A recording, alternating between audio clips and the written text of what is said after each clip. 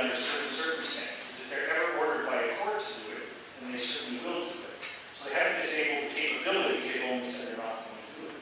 Which of course leads to the question, what happens the next time a rights holder says, you shouldn't be selling this book, or people are misusing the book. I want you to go ahead and delete all the copies that are residing on people's own devices and in their homes.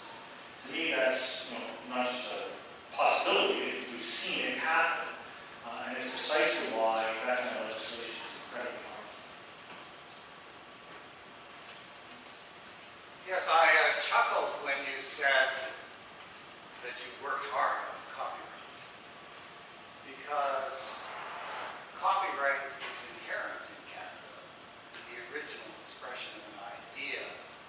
Therefore, the well-placed word in context, the dancer's step, the musician's note, or pause, are fundamental to original expression and have the potential to be far more enduring than any digital, paper, or other media.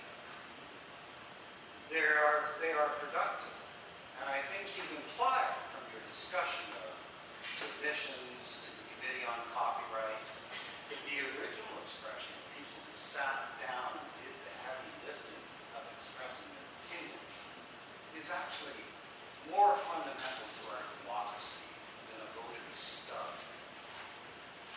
because it is part of our civil life. So this is something that I think the copyists don't understand. They're prepared to go through hours of tedium of collecting up content from others when they should be reaching to grasp something original themselves and share it with their communities. Thankfully, we can't copyright catcalls or questions. But I wonder if you would agree with me, since you did ask the question, that we need to teach in our communities, in our schools, in our institutions, the art of attribution, of acknowledgement of the ideas, and build as a culture a true democracy where the person on stage and the people in the audience have a real dialogue. That's the opportunity, I think, that digital culture offers us. Well, if you want to give me a collage, I enjoy that. A remix is okay. But do the heavy lifting, please. That's what I say. Okay, well.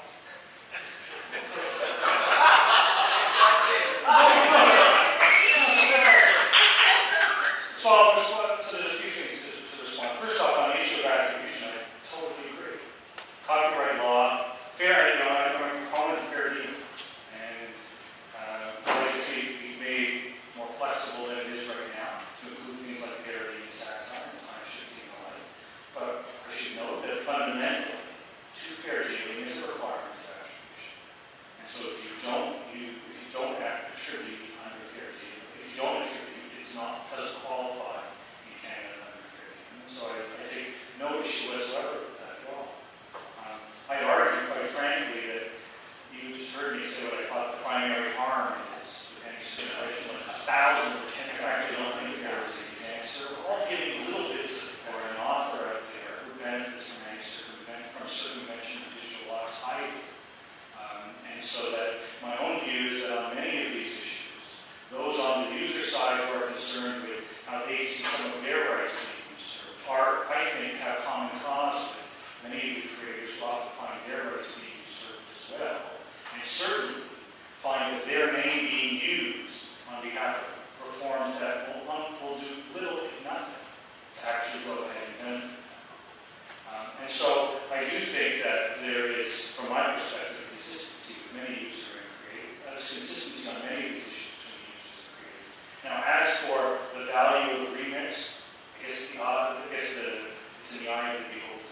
I've seen some work. There's an Israeli musician, for example, by the name of Kutiman, who has created what I think are simply remarkable works of music by taking little bits of just people practicing or working on their own instruments in their own homes, just amateurs, little bits and pieces to create original compositions using those various compositions. That's remix. That's not just hard work. I mean, that's true art as well. So I think there are plenty of examples of that as well, but everyone's entitled to their opinion about what kind of art or culture they enjoy most. Thank you. I'm involved in the Seriously Free Speech Committee, which you alluded to earlier, in terms of the CanWest lawsuit against the parody of the Sun. And when you listed the recommendations that came into the consultation, parody only had 10 beside it. So can I assume most people included parody in their fair dealing comments rather than as a separate item altogether, because it seems dramatically underplayed? Yeah. The dominant theme that we heard from a lot of people who submitted as part of the consultation was for a small change, a small change that could have a big change. And that is to simply add 2 words to the current list of fair dealing categories. The categories right now are research, private study, news reporting, and criticism. And the argument is to add the words such as.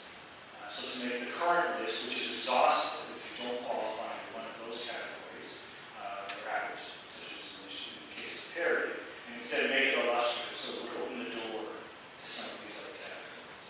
Now I should note, and I think it's essential, that it is fair dealing, not free dealing. And so what fair dealing says is, and we've got lots of court cases, including some recent ones from the Supreme Court of Canada, that say it's not a free-for-all, it's a fair-for-all. And there are going to be instances where using a portion of works are fair without prior permission, because in some instances the permission will only be forthcoming. Other instances where one uses too much and displaces the commercial potential that the person has, and compensation is appropriate. But creating that such as provision would encompass things like parity, would encompass some of the consumer issues, and would I think help ensure that we don't find ourselves going back to the lobbying table on copyright every 2 or 3 years, every time someone comes up with a new exception that isn't covered. That sort of flexibility, I think, will de-emphasize the lobbying and say, we've built in some flexibility, let's rely on the standards